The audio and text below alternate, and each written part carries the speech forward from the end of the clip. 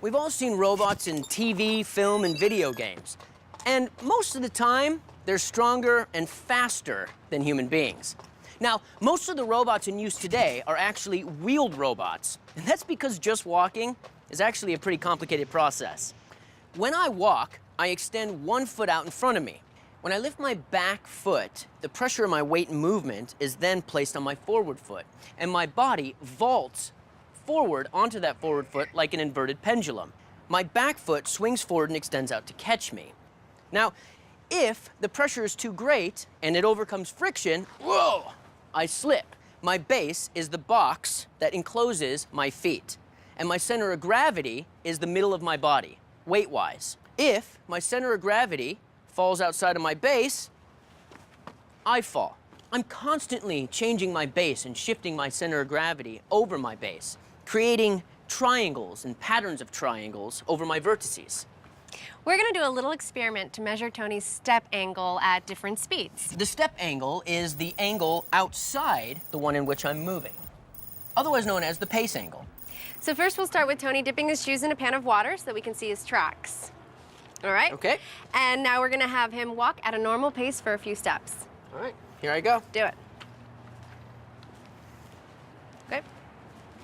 So now we can measure his step angle and find the average. And we can do that just by using a ruler and by calculating using the law of cosines. And the law of cosines says that we can find any angle of a triangle just by knowing the measurements of the sides.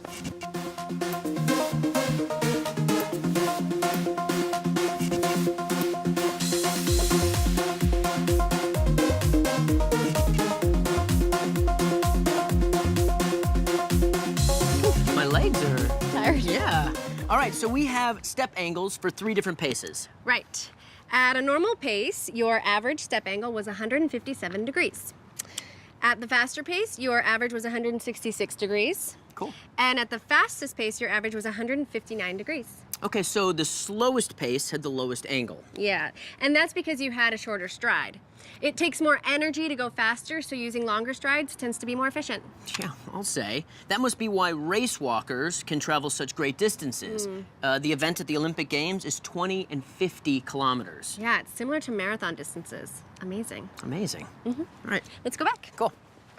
So, you know, Enid, we started this segment off talking about robots. Yes. Robotics engineers study the mechanics of walking and balance to try to replicate what comes very naturally to us. Well, to be fair, it does take humans several years to learn how to walk. That's true. And people move in a wide variety of ways. They can run, they can jump, they can dance, or they can try to.